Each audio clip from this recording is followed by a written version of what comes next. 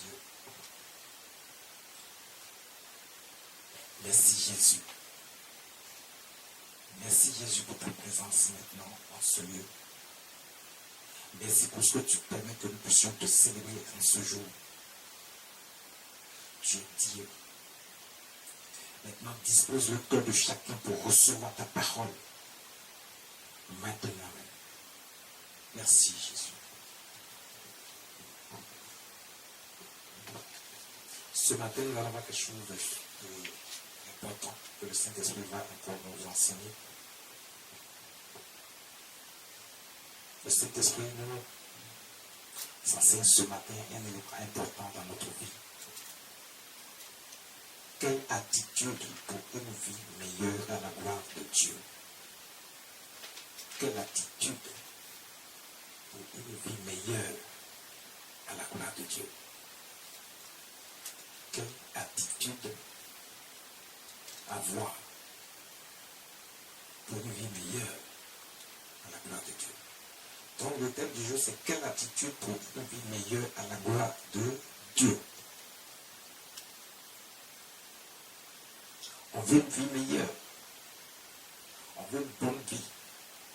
On veut une vie de bonheur, d'épanouissement, de paix, de protection, de sécurité. Une vie où on est heureux. On est dans le bonheur. On a ce qu'on veut, ce que notre cœur désire. C'est ce qu'on a. C'est ce que tout le monde souhaite. C'est ce que tout le monde veut avoir. Maintenant que tout le monde veut avoir ça, une bonne vie, une vie de joie, une vie de prospérité, une vie où on a tout ce dont on a besoin pour notre épanouissement. Écoutez, il n'y a pas quelqu'un sur la terre qui dit que lui ne veut pas de bonnes choses, ça n'existe pas. Tout le monde en veut. Et on dit quelque chose, peut-être que ça va sembler bizarre, mais c'est ça la réalité. Les gens pensent que Dieu lui-même, il aime les bonnes choses. Dieu, il aime les bonnes choses. Donc Dieu lui-même étant Dieu qui aime les bonnes choses, c'est pour ça qu'il fait des bonnes choses, c'est pour ça qu'il a créé les bonnes choses. Dieu ne peut pas vouloir ce qui est mauvais pour son peuple, pour ceux qui ont choisi d'être avec lui. Oui, parce qu'il faut qu'on soit précis. Il y a eu des gens qui n'ont pas voulu être avec Dieu, qui ne veulent pas. Et c'est pour ça qu'on est là. C'est pour ça que Dieu nous a envoyés pour que tout le monde soit avec lui et bénéficie des grâces et des faveurs de Dieu. Et malgré cela, on ne peut pas ignorer le fait qu'il y a deux cas, il y a deux problèmes. Il y a des gens qui ont accepté de venir à Dieu, qui reconnaissent Dieu et qui reconnaissent notre Seigneur Jésus. Il y en a qui ne le reconnaissent pas encore. Écoutez, quand Dieu créait les cieux et la terre, quand Dieu créait l'homme, personne n'était là. Ce que vous ne comprenez pas, c'est que personne n'était là. Et si personne n'était là, il est important pour Dieu maintenant de rappeler à chacun qui a créé les cieux, qui a créé la terre, qui a créé l'homme, qui a créé tout ce qui vit, qui a créé tout ce qui existe. Pour que les gens le sachent, là, il faut à un moment donné que Dieu mette un groupe à part, qu'il instruise ces personnes-là par la puissance du Saint-Esprit. Et donc par la vertu du Saint-Esprit, ceux-là seront instruits de la connaissance de la création de toutes choses qui existent et par qui ça a été fait. C'est pas Dieu. Donc maintenant que toute chose est faite et créée par Dieu, il faut le porter à la connaissance des gens, des hommes qui sont sur la terre, qui se sont multipliés, qui sont répandus sur la terre, à tous les endroits de la terre. Il faut que chacun le sache, parce qu'au fur et à mesure, regardez, Dieu a fait l'homme à son image et selon sa ressemblance. Donc il a donné la latitude à l'homme, la possibilité à l'homme de pouvoir faire les choses selon lui. Mais cela ne veut pas dire que parce que l'homme peut faire les choses selon lui, mais Dieu lui donne cette intelligence pour qu'il puisse transformer tout ce que Dieu a créé là en des matières qui lui plaisent à lui, l'homme, selon ses besoins. Sinon, tout a déjà été créé par Dieu. Maintenant, comment faire? Dieu va donner l'intelligence à un certain nombre de personnes. Il ne va pas donner cette intelligence à tout le monde. Si tout le monde sait faire toutes choses par lui-même, comment on va pouvoir vivre? Chacun va vivre isolé dans son coin. Ce n'est pas ce que Dieu veut. Dieu veut que tout le monde, malgré même qu'il y a eu un problème, c'est ce qui a fait que Dieu a multiplié les langues par la suite. Mais Dieu veut que l'homme soit toujours rassemblé. Il veut qu'on soit toujours unis dans l'amour.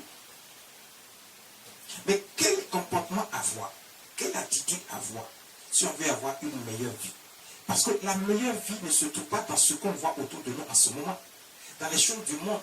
Je vous ai dit qu'il y a deux cas. S'il y a deux cas, ça veut dire qu'il y a quelqu'un qui est venu dans ce monde et qui a essayé de détruire le monde en implantant un certain nombre de choses dans l'esprit de l'homme, et l'homme s'est attaché à ses œuvres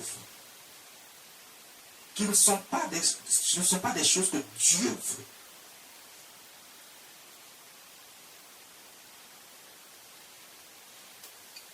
Ce qui a éloigné l'homme de Dieu, ce qui a amené l'homme dans le péché. Quand l'homme s'est éloigné de Dieu, depuis le jardin d'Éden, il a péché contre Dieu. Dieu a pardonné à l'homme. Mais quand Dieu pardonne à l'homme, l'homme ne peut pas retourner encore en arrière, recommencer les mêmes erreurs. Il ne peut pas encore recommencer les mêmes péchés. Alors que Dieu lui a pardonné. Dieu lui donne des instructions désormais pour dire, bon, ok, tu ne savais pas une chose avant. Quand tu es né, tu as été créé.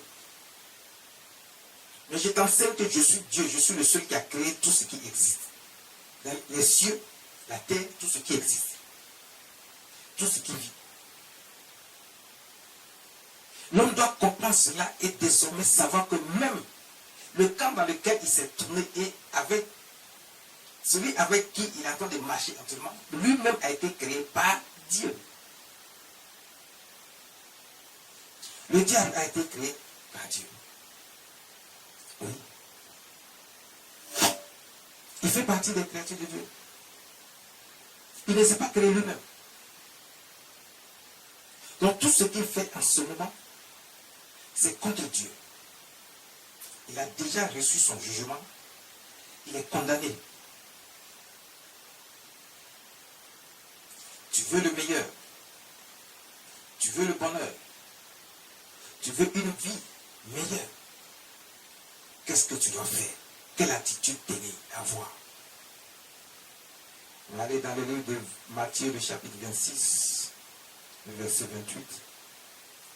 Le livre de Matthieu, le 26e chapitre, le verset 28. Et dans la lecture. Car ceci est mon sang, le sang de l'alliance qui est répandu pour plusieurs pour la rémission des péchés. Jésus dit, ceci est mon sang.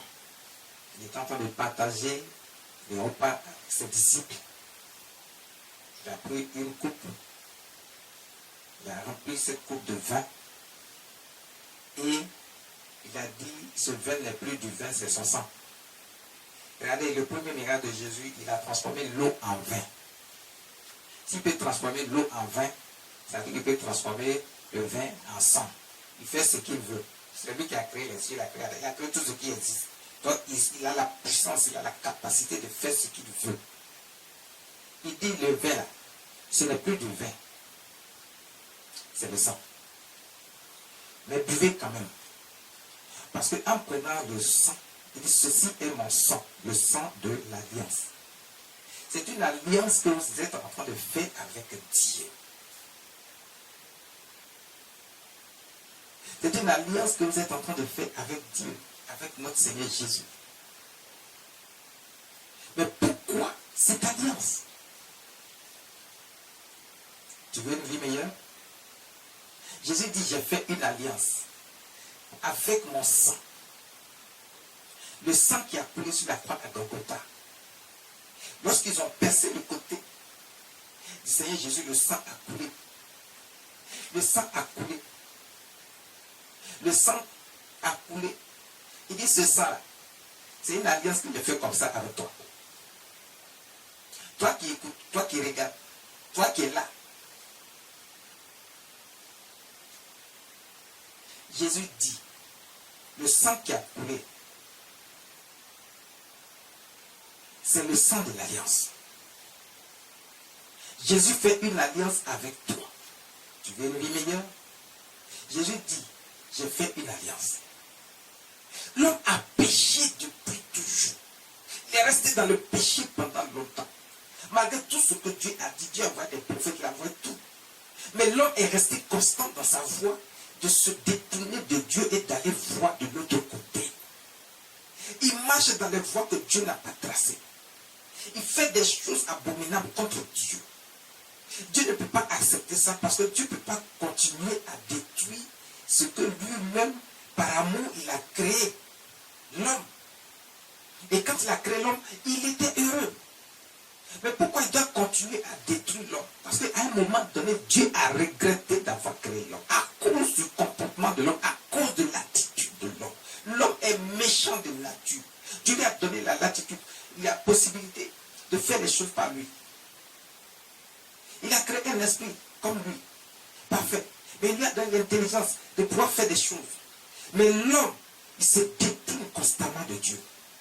Il fait ce qu'il veut, ce qui lui plaît. Malheureusement, il ne fait pas ce qui est bon aux yeux de Dieu. L'homme fait ce qui ne plaît pas à Dieu. Ce péché a éloigné l'homme de Dieu. Dieu s'est éloigné, Dieu a tourné son visage, sa face contre l'homme à cause de tous ses péchés. À cause du fait que l'homme a abandonné Dieu. Dieu n'abandonne pas. Dieu, dans sa colère, il a envoyé le déluge. Il a supprimé, effacé de la surface de la terre les premiers hommes qui étaient là. Après, il a envoyé le soufre et le feu pour effacer définitivement de la terre Sodome et Gomorrhe, tous ceux qui étaient là, des hommes comme des animaux, à cause du péché. Toujours à cause du péché. Mais Dieu ne va pas continuer comme ça. Donc, il va maintenant dire quoi? Je ne vais pas détruire tout le monde à cause d'un groupe de personnes qui sont désobéissants, qui ne marchent pas avec Dieu, qui sont dans les choses que Dieu n'aime pas. Tu veux plaire à Dieu? Tu veux une vie meilleure? Sache qu'il y a des choses que Dieu n'aime pas. Jésus dit, j'ai fait cette alliance de sang pour toi. Le sang a coulé pour effacer tes péchés. Pour que l'homme revienne à Dieu. Dieu a trouvé le moyen d'envoyer son Fils unique, le Seigneur Jésus-Christ, sur la terre. Pour faire ce sacrifice et cette alliance afin que les péchés que nous avons commis soient effacés pour toujours. Maintenant, quand le sang a coulé et que cette alliance a été créée entre le Seigneur Jésus et son peuple, il faut accepter ce sacrifice. Il faut également accepter cette alliance. Parce que le seul fait de l'avoir fait ne suffit pas pour gagner tout le monde à lui. Non. Lui, il a fait. Maintenant, il faut que chacun accepte. Parce qu'en mourant sur la croix, Jésus meurt avec nous sur la croix. Nos péchés meurent avec lui sur la croix. Il a vaincu le péché à la croix. C'est comme si nous aussi on a vaincu le péché à la croix. En faisant cela, c'est pour que nous, on ne retourne plus au péché. Que le péché n'arrive plus à dominer sur nous. Mais que nous soyons ceux qui dominent maintenant le péché. C'est-à-dire que c'est toi maintenant qui contrôle le péché. Quand le péché vient vers toi, tu peux t'éloigner de lui ou bien tu peux le chasser ou tu peux le détruire. Cette alliance permet que nous soyons avec Dieu, un avec lui. Et que son sacrifice ne soit pas vain. Que son sacrifice serve à quelque chose. Il se sent accoulé pour la rémission des péchés de plusieurs. Quand il dit plusieurs, ça dit qu'il faut que chacun accepte. Mais si tu n'as pas accepté, ne crois pas que parce qu'on a dit que ce sang est coulé pour ton péché, donc tout le monde est concerné. Non, c'est ceux qui, par la vertu du Saint-Esprit, vont comprendre ces choses et qui vont accepter que le Seigneur Jésus, il est fils de Dieu, il est Dieu lui-même, il est venu reprendre son peuple pour qu'il s'est détourné de lui. Mais avec amour et miséricorde, il efface les transgressions de ce peuple-là. Et il fait une nouvelle alliance avec ce peuple par le sang de notre Seigneur Jésus-Christ. Afin que ce peuple soit trouvé juste, propre, sans tache devant Dieu. Mais que ce peuple accepte maintenant que Dieu est le seul et le véritable Dieu créateur des cieux et de la terre. qui a créé tout ce qui vit, tout ce qui existe, et qui maintenant est prêt à se soumettre à Dieu, à l'adorer comme il faut, à le reconnaître en tout temps, en tout lieu, reconnaître sa force, sa puissance, et croire en lui, et qui croit que sans lui, rien ne devait exister, sans lui, rien n'a existé, et sans lui, rien ne peut exister. S'il a créé tout ce qui existe, il est capable de tout pour toi. Donc si tu veux une vie meilleure, est-ce qu'il y a quelqu'un de mieux que lui qu'il faut choisir? Pourquoi les gens veulent une vie meilleure, ils s'en vont voir ailleurs, au lieu de venir à Dieu, celui qui a créé toutes choses?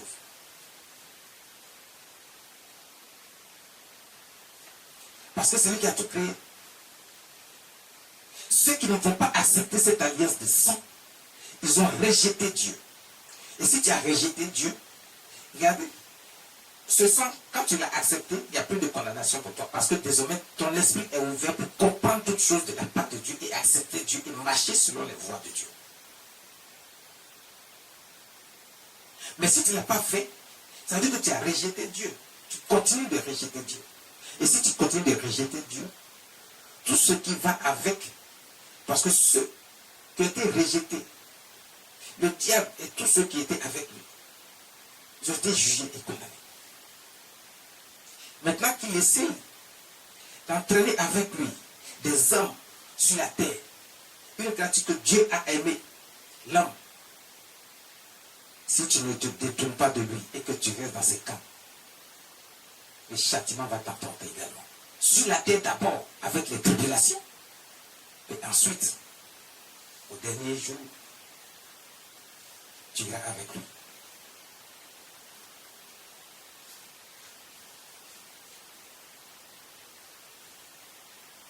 Écoutez. Il dit, ce sang, ceci est mon sang, le sang de l'alliance, qui est répandu pour plusieurs, pour la rémission des péchés. Pour la rémission des péchés.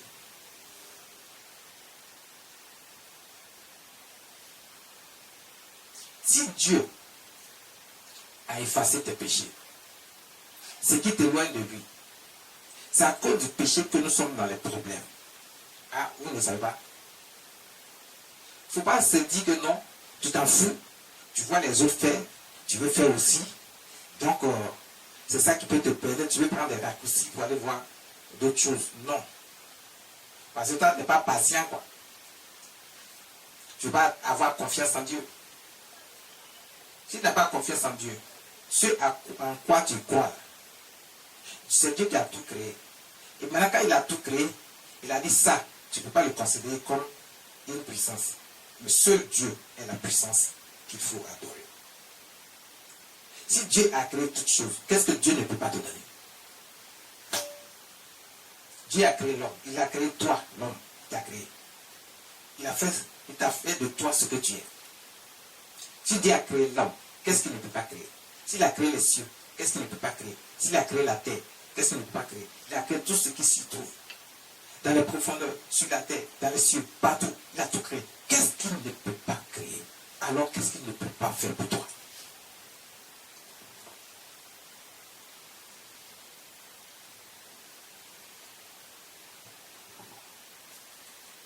Qu'est-ce qu'il ne peut pas faire pour toi?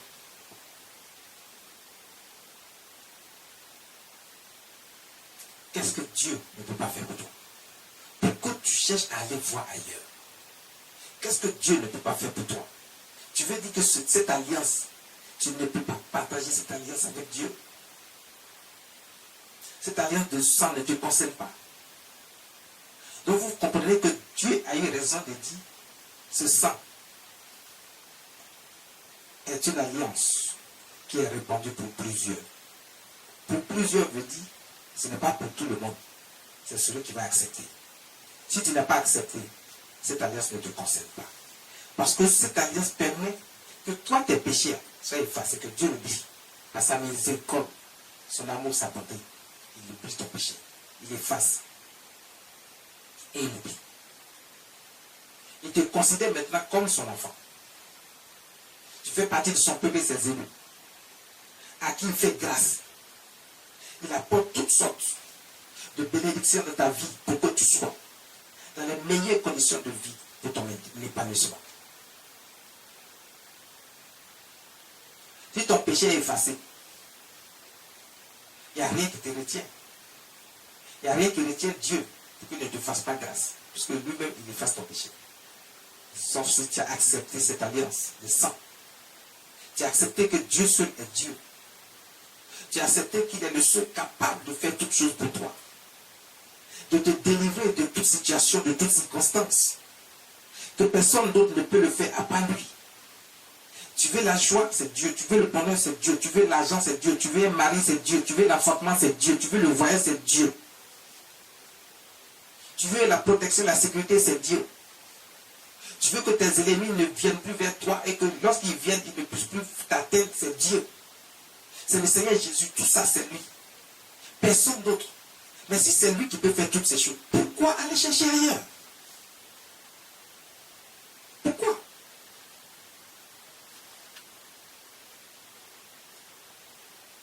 Pourquoi? Ceux-mêmes qui sont de l'autre côté, qui vous font croire qu'ils ont une certaine puissance. C'est vrai que quand Dieu a créé les diables, il lui a donné un pouvoir. C'est son petit pouvoir-là qu'il partage avec ses agents, les démons qui sont avec lui, les sorciers, les mystiques. C'est son petit pouvoir-là qu'il partage avec lui. Mais sachez que le pouvoir de Satan n'est rien, absolument rien contre le pouvoir de Dieu, contre la puissance de Dieu, qui est au-dessus de toute puissance. Donc, quel que soit ce que vous allez croire, regarde, vous avez fait le mauvais choix. Parce qu'il n'y a que Dieu seul. Son pouvoir est au-dessus de tout pouvoir. Sa puissance est au-dessus de toute puissance. Il peut tout. C'est-à-dire qu'il peut anéantir le pouvoir du diable. Lorsqu'il veut faire quelque chose pour toi, là, Dieu peut mettre fin à ça. Toi, tu crois que même s'il a un pouvoir, il peut réagir un peu par... Non. Souvent, le diable utilise des astuces pour distraire le peuple de Dieu. Pour éloigner le peuple de Dieu de Dieu.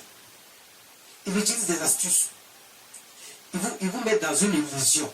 Vous fait croire que vous pouvez avoir telle chose par son pouvoir mystique. Non. C'est pas vrai. Le diable est un menteur, c'est un voleur. Lorsque vous rentrez dans ces 40 mètres et qu'il a réussi à signer son pacte avec vous, c'est fini.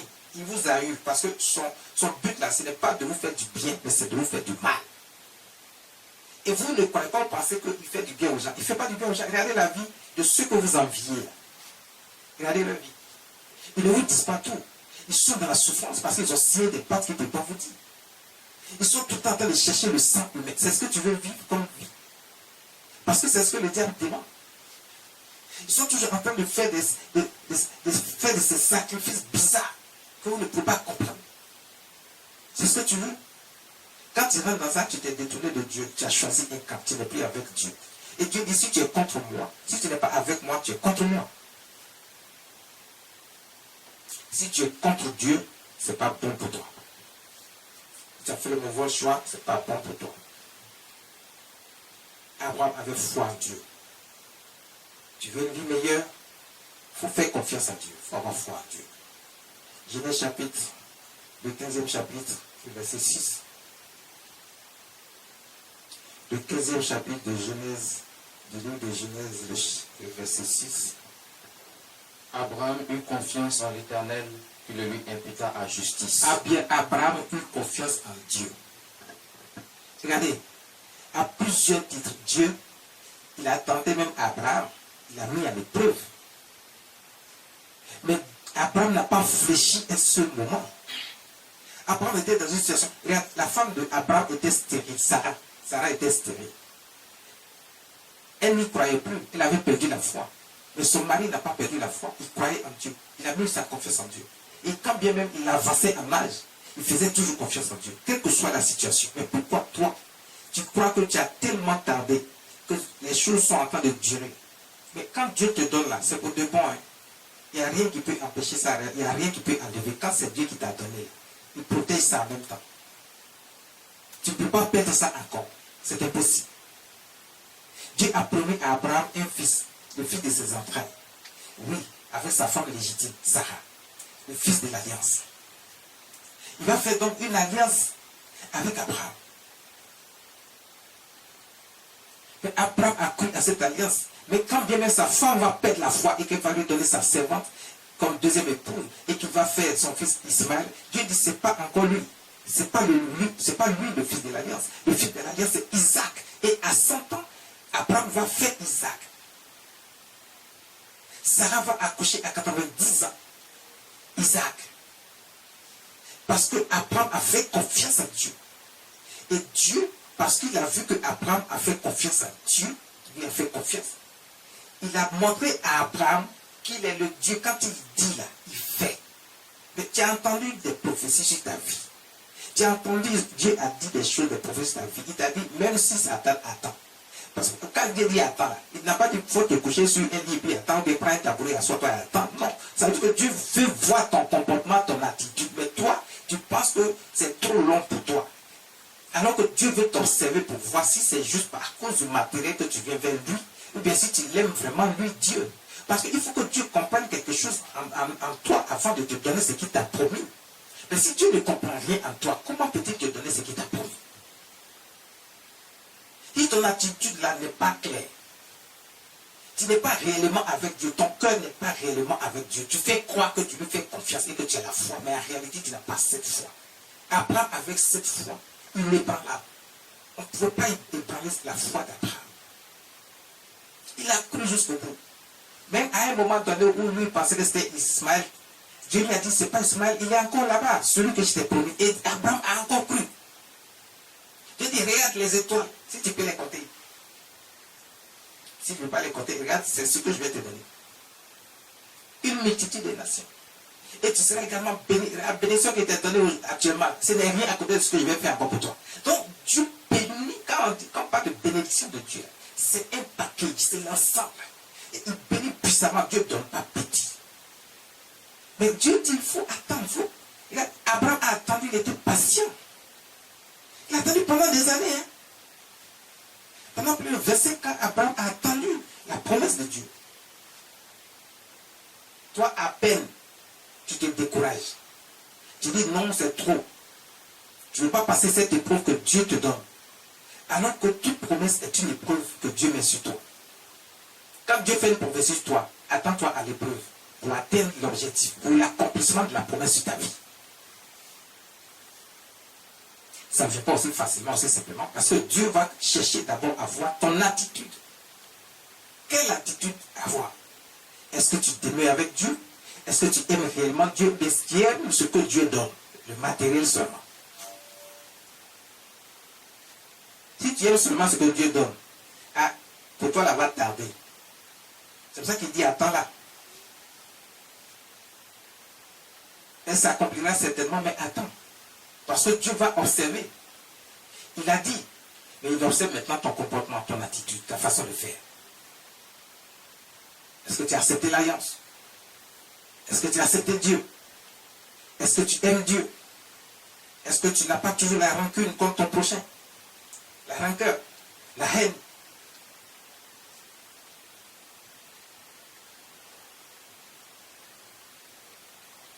On va pas toujours citer toutes ces choses. L'esprit de l'homme permet à l'esprit de Dieu permet à l'esprit de l'homme de comprendre toutes ces choses, tout ce qui est mal, tout ce qui est péché.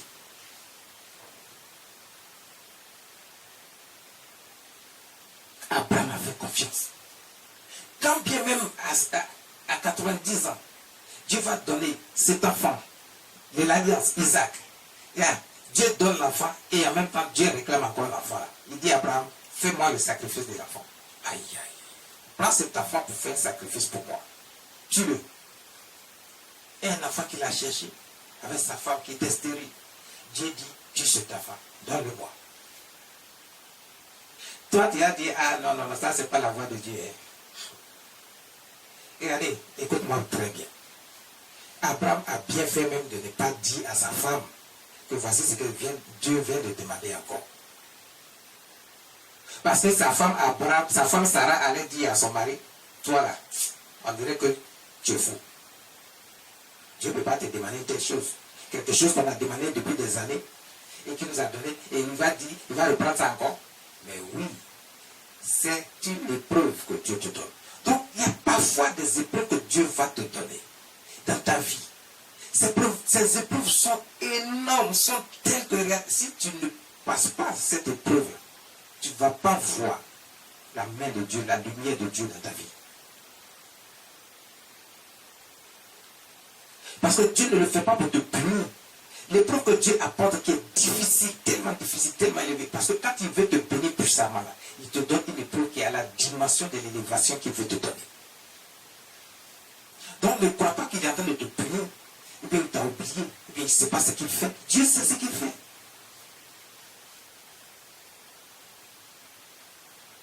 Il va réclamer l'enfant, Isaac. L'enfant a commencé à grandir. Abraham aime cet enfant. Sa femme aime cet enfant. Son cœur s'est apaisé depuis qu'elle a cet enfant. Elle est heureuse. Et reprend cet enfant. Dieu veut récupérer cet enfant. Abraham n'a pas dit à Dieu pourquoi cette épreuve, elle est si difficile.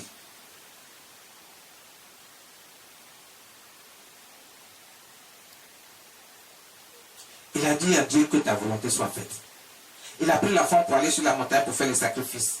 Lorsqu'il partait, qu'il est arrivé presque au lieu du sacrifice, l'enfant lui-même inquiet demande à son père, mais où est l'agneau du sacrifice?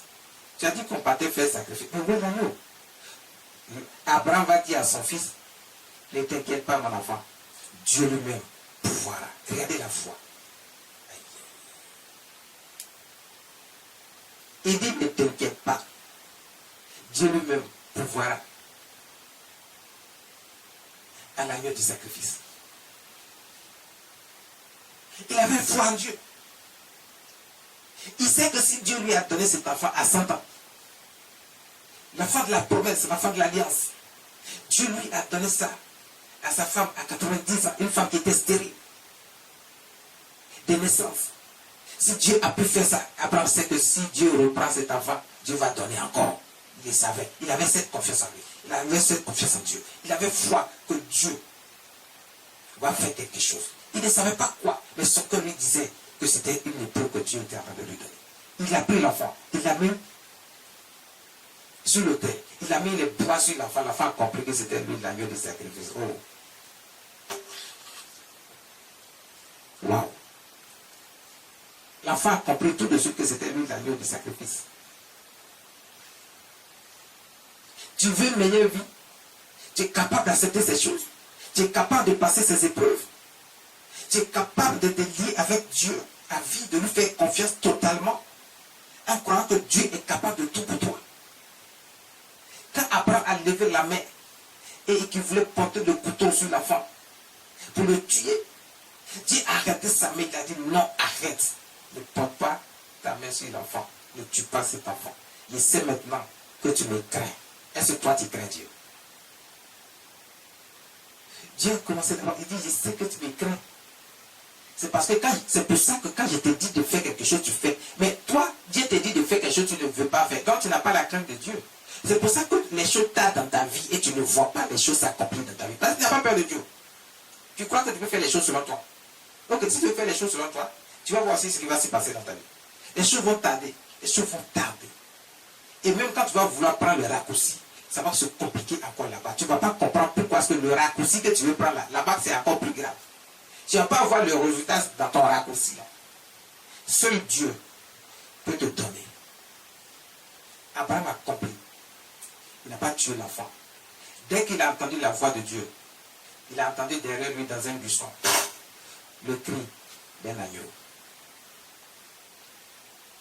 Il regarde, voici un agneau qui est attaché dans le buisson. Il a enlevé l'enfant. Il a pris l'agneau. Il a fait le sacrifice à Dieu. Parce qu'il avait une confiance en Dieu. Il n'a jamais douté que Dieu allait faire quelque chose. Toi, pourquoi tu doutes? Pourquoi tu n'as pas confiance? Pourquoi tu n'as pas cette foi en Dieu? Tu veux une vie meilleure? La seule chose que tu dois retenir, ta vie meilleure là, ne se trouve nulle part d'autre qu'avec Dieu. Stérile, depuis sa naissance, Sarah a eu cet enfant, l'enfant de la promesse, à 90 ans. Dieu a préservé cet enfant. C'est avec cet enfant qu'il va faire l'alliance. C'est avec cet enfant que c'est dans cette lignée que va venir encore le Seigneur Jésus-Christ.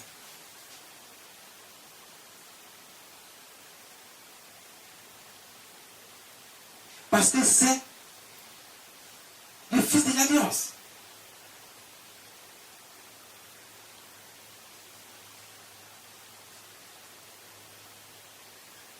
L'alliance de foi, de confiance en Dieu.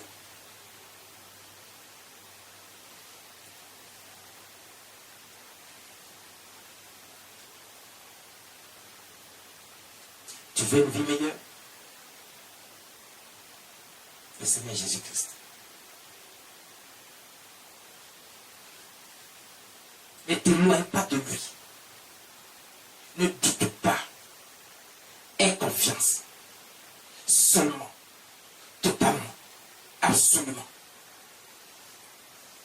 Ne doute point quelle que soit l'épreuve. Ne doute point quelle que soit la situation. Dis-toi, Seigneur, que ta volonté soit faite. Si tu veux que je passe cette épreuve, que ta volonté soit faite. Il va lui-même t'aider à passer l'épreuve.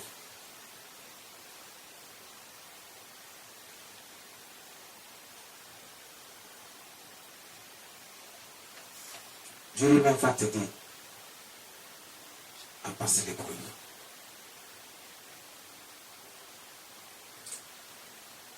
Douzième chapitre du livre de Hébreux, verset 24.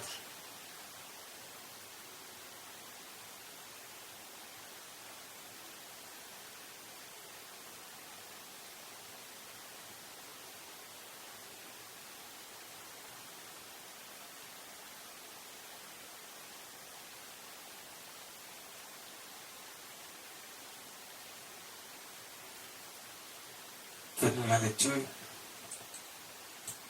De Jésus, qui est le médiateur de la nouvelle alliance et du sang de l'expiation, qui parle mieux que celui d'Abel. De Jésus, qui est le médiateur de la nouvelle alliance et du sang de l'aspersion. Le sang a été aspergé pour toi. Et ce sang parle mieux que le sang d'Abel. Quand Abel a été tué, son sang a parlé, Dieu a entendu. Il a dit à Caïn, qu'as-tu fait? Mais si le sang de Jésus parle mieux que celui d'Abel, Jésus n'est pas venu pour tuer, lui il est venu pour donner la vie. Et son sang a coulé. Son sang parle plus que celui d'Abel, ça veut dire que son sang parle en ta faveur. Il est le médiateur de la nouvelle alliance. C'est lui qui dit à Dieu, étant fils de Dieu, étant Dieu lui-même, il dit à Dieu, lui là, ma fille là, mon fils, il a accepté d'être avec toi. Désormais, ses péchés ont été effacés. Il est sans tache. Il croit que tu es réellement Dieu. Il ne doute pas un seul instant que tu es Dieu. Il ne doute pas un seul instant que tu es capable de tout. Que ta puissance domine toute puissance et au-dessus de toute puissance. Que tu es le Dieu créateur des cieux et de la terre. Tu as créé tout ce qui vit, tu as créé tout ce qui existe. Il croit. Ta fille croit. Ton fils croit. Tous ceux qui sont là, ils croient. Ils ont accepté le sang de l'alliance. Le sang qui a été aspergé. Pour plusieurs. Ils ont accepté ça. Maintenant, ils sont à toi. Ne regarde plus leurs péchés du passé. Mais regarde-les comme de nouvelles personnes avec cette nouvelle alliance. Ils sont devenus justes et saints devant toi. Le Seigneur Jésus est devenu notre médiateur, notre avocat auprès de Dieu. Alors lorsque tu fais quelque chose, si tu veux que cet avocat plaide pour toi et que tu sois reconnu non coupable, alors accepte Jésus. C'est lui seul qui peut plaider non coupable pour toi.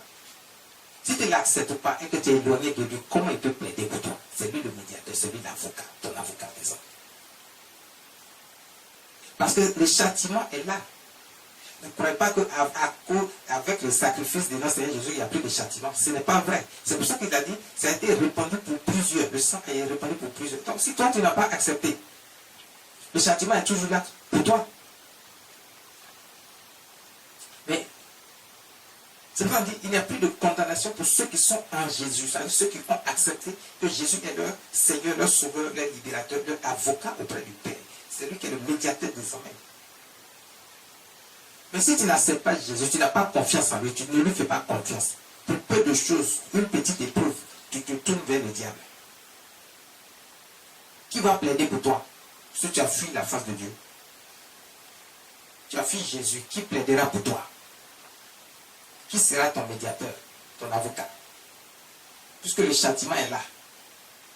Pour tous ceux qui ne sont pas avec Dieu, le châtiment est là. Tous ceux qui se détournent de Dieu, le châtiment est là. Pour tous ceux qui vont voir ailleurs, le châtiment est là. Sur la terre ici, chacun payera avec des tribulations. Dieu l'a dit. C'est dans la Bible. Ce n'est pas moi qui l'ai dit.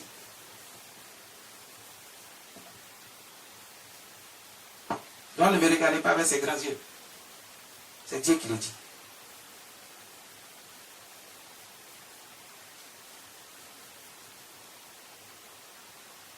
Tous nous avons péché. Il faut accepter qu'il y a quelqu'un qui est venu pour effacer ton péché. Pour être ton avocat, il faut reconnaître tes péchés. Accepter ce Jésus-là. Marcher avec lui. Il n'y a pas quelqu'un qui n'a pas péché. Donc, ne croyez pas que vous êtes mieux que les autres. Non, tous le monde a péché, nous tous. Il faut accepter Jésus comme son Seigneur, son sauveur personnel, son avocat auprès du Père. Et il faut pardonner aussi. Parce que si tu acceptes Jésus, tu es capable de pardonner. Parce que Jésus dit, si toi, tu ne peux pas pardonner, Dieu ne te pardonnera pas non plus. Toi, tu ne peux pas pardonner. Tu ne peux pas pardonner et oublier ce qui s'est passé. C'est toi ceux qui a gros cœur. Ok. Tu crois que tu es en train de faire du mal à quelqu'un, mais si tu ne peux pas pardonner, Dieu ne te pardonnera pas. Parce que ce que tu penses qu'on t'a fait là, toi-même là, tu as fait pire que ça, et puis les gens ne vont pas te pardonner.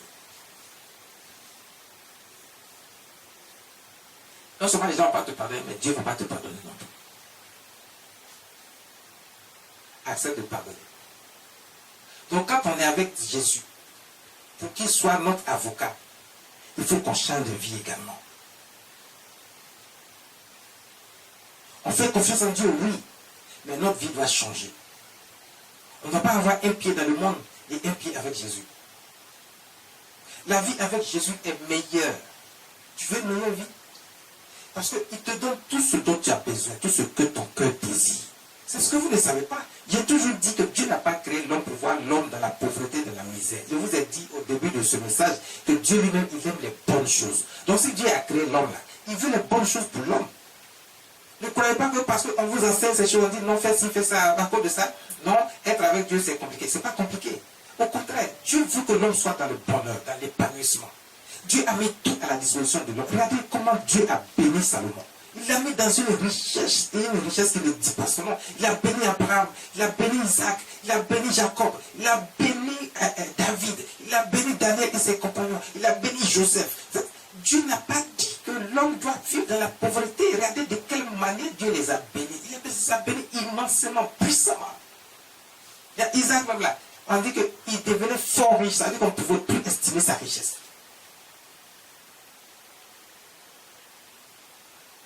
On ne pouvait pas estimer sa richesse. Il devenait fort riche. Et pour cette raison, tout un pays avait peur de lui. Ils l'ont chassé. Dieu bénit puissamment. Ne crois pas que quand tu es avec Dieu, si tu dois être avec Dieu, marcher avec Dieu, c'est difficile. Ce n'est pas difficile. Dieu dit, il faut savoir faire la différence entre le bien et le mal. Dieu, c'est le bien. Si tu es avec Dieu, que tu as choisi le bien, tu as la bénédiction qui va avec. Si tu as tourné le dos à Dieu et que tu as choisi le mal veut dire aussi malédiction. Donc tu vas recevoir toutes sortes de malédictions, toutes sortes de problèmes qui vont venir. Là où tu penses que tu as trouvé un raccourci, que tu peux avoir ce que tu veux facilement et rapidement. C'est là-bas que tu vas trouver les problèmes comme tu ne peux pas imaginer. Parce que la malédiction te frappe là-bas. C'est Dieu qui a dit et il le fait. C'est que Dieu dit là, il fait. Quand il dit il te donne, il te donne. Bon comme mauvais. Ah oui. Dieu n'a qu'une seule parole.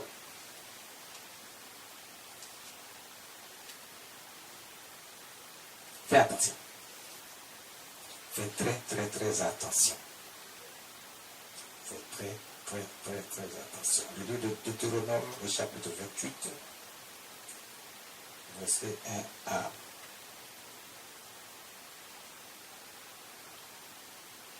Deutéronome, chapitre 28, à partir du verset 1. Quand Dieu te donne, il te donne.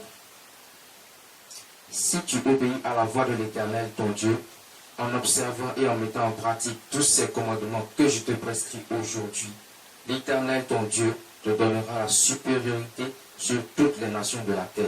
Donc Dieu dit, si tu obéis à la voix de l'Éternel, la voix de l'Éternel, c'est les enseignements qu'on vous apporte, c'est la parole de Dieu. C'est ce que Dieu dit de faire, que vous pensez que c'est difficile. Il dit, si tu obéis à ça, lui te bénit. Il dit, si tu mets en pratique toutes les lois, les commandements de Dieu, lui Dieu te bénit. Tu veux une vie meilleure? Quelle attitude pour une vie meilleure à la gloire de Dieu? L'attitude que tu veux avoir, c'est ça que Dieu vient de dire. Il dit, si tu obéis à la voix de l'Éternel, ton Dieu, en observant et en mettant en pratique tous ces commandements que je te prescris aujourd'hui, l'Éternel, ton Dieu, te donnera la supériorité sur toutes les nations. Sur toutes les nations. Il te donnera la supériorité. Ça, tu ne seras pas le dernier, tu seras toujours le premier.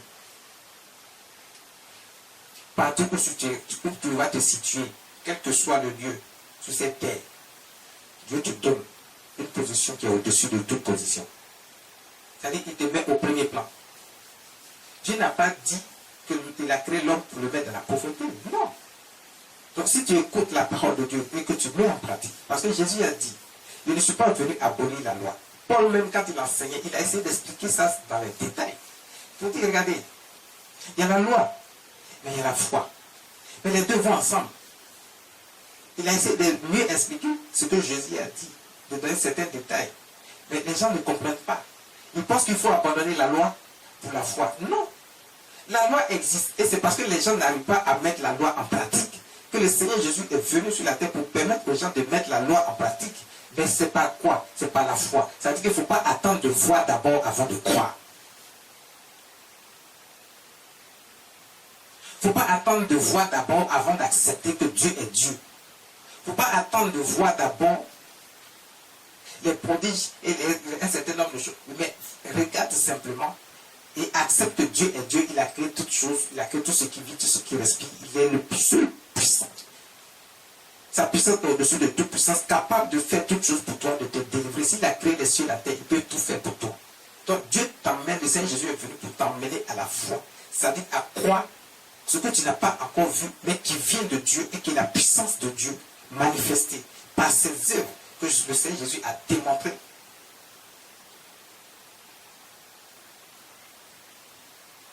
Donc il dit, bon, tu veux être agréable à Dieu, il faut mettre les lois et les commandements. Il a dit, je ne suis pas venu abolir la loi, je suis venu l'accomplir.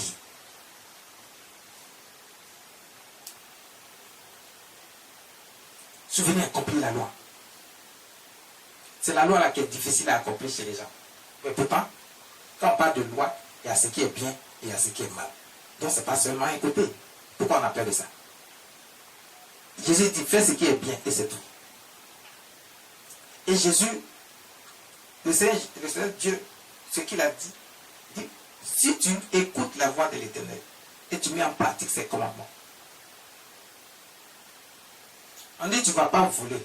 Est-ce que c'est mauvais? Tu ne vas pas mentir. Est-ce que c'est mauvais?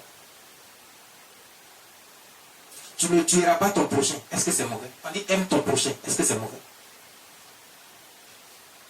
Il ne faut pas calomnier. Il ne faut pas voler. Il ne faut pas être infidèle et adultère.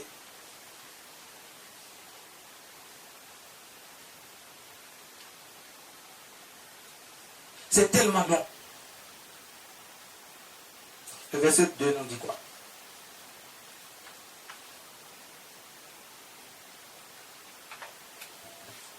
Voici toutes les bénédictions qui se répandront sur toi et qui seront ton partage lorsque tu obéiras à la voix de l'Éternel ton Dieu. Verset 3. Tu seras béni dans la ville et tu seras béni dans les champs. Verset 4. Le fruit de tes entrailles, le fruit de ton sol, le fruit de tes troupeaux, les portées de ton gros et de ton menu bétail. Aujourd'hui, on va pas citer. Il y en a tellement. Ça veut dire que Dieu te bénit immensément et puissamment. On va juste résumer ça comme ça. Mais Dieu dit, il faut avoir une bonne attitude envers lui. Une bonne attitude envers lui. Quelle attitude pour une vie meilleure à la gloire de Dieu? Aujourd'hui, tu sais comment tu dois te comporter si tu veux une vie meilleure à la gloire de Dieu. C'est-à-dire pour que Dieu soit content de toi. Tu sais comment tu dois te comporter pour que Dieu te bénisse puissamment. Tu sais qu'il est le seul capable de te bénir et personne d'autre. Tu sais qu'il est le seul capable de te donner et personne d'autre. Il est le seul capable de te bénir et personne d'autre. Personne ne peut te donner si c'est le Dieu. Tout appartient à Dieu sur la terre des vivants. Sur la terre des vivants. Mais fais attention. Fais très attention. Dieu est avec toi. Il ne t'a pas abandonné. N'abandonne pas Dieu. Aie confiance, une confiance totale et absolue. La Bible dit qu'il n'y a plus de condamnation pour ceux qui sont en Jésus. Mais Dieu dit qu'il y a une condamnation pour ceux qui ne sont pas en Jésus. Et Jésus lui-même l'a dit. Il a dit, je mettrai à ma droite les brebis, à ma gauche les boucs. Les boucs, là, c'est ceux qui n'ont pas accepté de marcher avec Dieu, qui sont dans le mal et qui sont appelés à être jugés avec le diable et ses anges. Donc ça dit Jésus lui-même, quand il est venu, il a dit de sa bouche. Donc celui qui te fait croire le contraire, là, il ne connaît pas la Bible.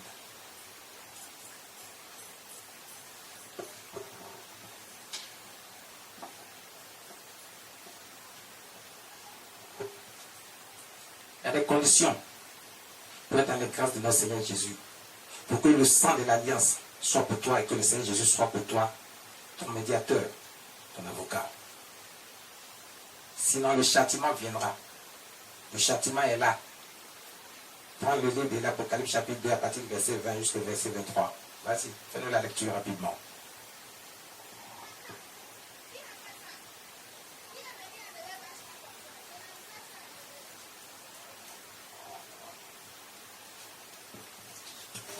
Je ferai mourir de mort ses enfants et toutes les églises. Je ferai mourir de mort ses enfants et toutes les églises connaîtront que je suis celui qui sonde les reins et les cœurs, et je vous rendrai à chacun selon vos œuvres. Verset 24. À vous tous, les autres de Thyatire, qui ne reçoivent pas cette doctrine et qui n'ont pas connu les profondeurs de Satan, comme il les appelle. Il dit le livre de l'Apocalypse chapitre 2 à partir du verset 20. Mais ce que j'ai contre vous, c'est que tu laisses la femme Jézabel qui se dit prophétesse, enseigner et séduire mes serviteurs. Apocalypse chapitre 2 à partir du verset 20 au verset 23. Mais ce que j'ai contre toi, c'est que tu laisses la femme Jézabel. La femme Jézabel, c'est celle qui est dans le mal, qui incarne le mal même. Quand Dieu parle de ça, c'est-à-dire que celle qui incarne le mal, le péché, qui incarne tout aspect maléfique et démoniaque, qui est vraiment, c'est-à-dire que c'est une dimension du mal qu'on ne peut pas estimer. Et ça, la femme Jézabel. Donc, qui se dit prophétesse, enseigner et séduire les serviteurs pour qu'ils se livrent à l'impudicité et qu'ils mangent des viandes sacrifiées aux idoles. Donc ça dit que ce sont ceux qui vous influencent négativement, qui vous amènent à aller voir ailleurs, qui vous font croire que vous pouvez trouver le bonheur ailleurs d'autre qu'avec notre Seigneur Jésus. C'est ceux-là, la femme Jézabel, qui ils mettent dans votre esprit autre chose que la parole de Dieu, autre chose que ce que Dieu a apporté, a enseigné, que le Saint-Esprit nous donne. J'ai dit, si vous écoutez ma voix, c'est-à-dire que si tu n'écoutes pas la voix de Dieu, tu écoutes la voix du diable. Et la voix du diable, c'est cette voix-là, de cette femme Jézabel. Donc, ceux qui sont dans le mal, qui écoutent les gens qui sont dans les mauvaises voies, dans les choses mystiques, des gens qui vous induisent en erreur, qui vous font croire que ce qu'ils vont vous amener à faire là, c'est bon. Ils vous font croire ça. C'est-à-dire qu'ils arrivent à convaincre les gens que s'ils s'en vont voir ailleurs, c'est bon. Dieu dit, tu te vas voir ailleurs, tu veux faire autre chose. Tu t'es attaché au service de ces personnes-là. Tu as écouté leur voix, ce qu'ils t'ont dit. Et puis tu as cru à ça, puis tu es allé voir ailleurs. Il dit les châtiments qui vont venir vers toi là. Parce que, écoute, en te détournant de Dieu et en allant là-bas et en écoutant ceux qui sont dans le mal et qui vous emmènent à vous détourner de Dieu. Il dit, le verset 21, je lui ai donné du temps. Dieu vous a laissé un petit temps pour que vous puissiez revenir à lui, revenir à la raison en fait. Pour que vous compreniez que ce n'est pas là-bas qu'il faut aller, il ne faut pas écouter ces personnes-là, il ne faut pas écouter ces gens-là. Pour penser qu'eux, ils ont une capacité quelconque de pouvoir vous aider et à faire quelque chose qui est au-dessus de ce que Dieu peut faire. Et vous partez vers eux. Dieu vous regarde pendant un temps. Il vous regarde pendant un moment. Mais Dieu ne va pas vous regarder continuellement. Il attend parce qu'il pense que vous allez revenir à la raison. Et que toutes ces personnes-là vont revenir à la raison. Et qu'ils vont se retourner. Ils vont retourner vers Dieu.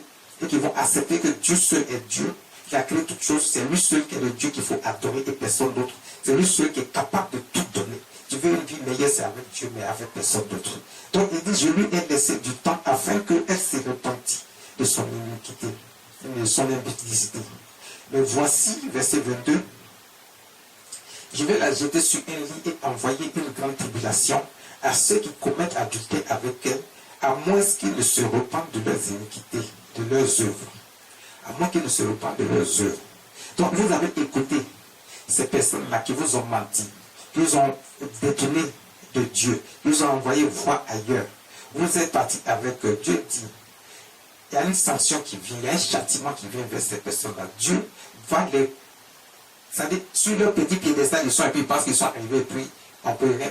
Dieu va les ramener à terre. Il va les ramener dans une situation où ils vont vivre la souffrance. Une souffrance totale et absolue. C'est ça les tribulations que Dieu va envoyer dans leur vie. Donc, ils vont vivre toutes sortes de problèmes que eux-mêmes n'ont jamais imaginé, qu'ils ne pensent pas que ça peut venir. Dieu va les mettre dans cette condition-là. Et pourquoi il dit, sauf à moins qu'ils ne se repentent de leurs œuvres.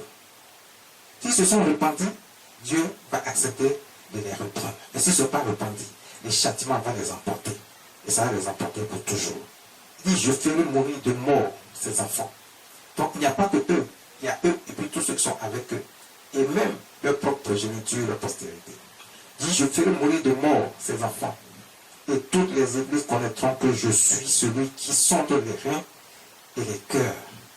Et je vous rendrai à chacun selon ses œuvres. Dieu rendra à chacun selon ses œuvres. Pendant que tu fais aujourd'hui, tu penses que tu es plus malin que Dieu. Fais très attention.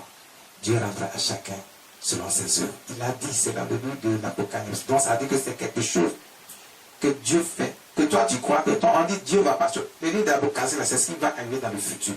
Donc, le futur là, ce n'est pas forcément le futur de la fin des temps. Il y a le futur de la fin des temps, mais il y a le futur de ton futur. C'est-à-dire, toi, tu as commencé, non? Tu es dedans. Tu crois que Dieu ne te voit pas. Dieu te voit. Et il va agir à un moment donné où il met fin à ta situation. D'abord, il va avoir les problèmes de ta vie. Et puis maintenant, les problèmes vont te submerger jusqu'à ce qu'il enlève la vie qu'il t'a donnée. Donc les problèmes vont te submerger s'il a été ici. C'est ta fin à toi. D'abord, dans un premier temps, avant la fin des temps. Donc le livre de l'Apocalypse a été écrit par le prophète Jean. C'était un apôtre qui était avec Jésus. C'est lui que Dieu a permis, le Seigneur Jésus a permis de voir tout ce qui arrive dans le futur de la vie de quelqu'un et dans le futur de la fin des temps. Donc faites très attention. Faites très très attention. Dieu, il pardonne les miséricordieux, mais Dieu n'attend pas indéfiniment. À un moment donné, il dit, je suis là d'avoir compassion. Faites très très très très attention. Faites très très très très attention. Faites très attention. Tu veux une vie meilleure? Il y a une attitude à avoir. Il y a un comportement à avoir. Il y a la façon de faire. Il faut accepter Dieu. Il faut accepter Dieu. Il faut accepter le Seigneur Jésus-Christ comme ton avocat, ton médiateur, ton Seigneur. Merci. L'alliance des saints qui a été répandue pour plusieurs va parler en ta faveur. Ce matin, voici ce que le Saint-Esprit veut nous apporter. Voici ce que le Saint-Esprit nous apporte ce matin pour qu'on puisse comprendre qu'est-ce que Dieu veut pour nous Qu'est-ce que Dieu a choisi pour nous? Quelle attitude pour une vie meilleure à la gloire de Dieu? Voici ce que le Seigneur nous apporte aujourd'hui. Voici ce que le Saint-Esprit nous apporte aujourd'hui.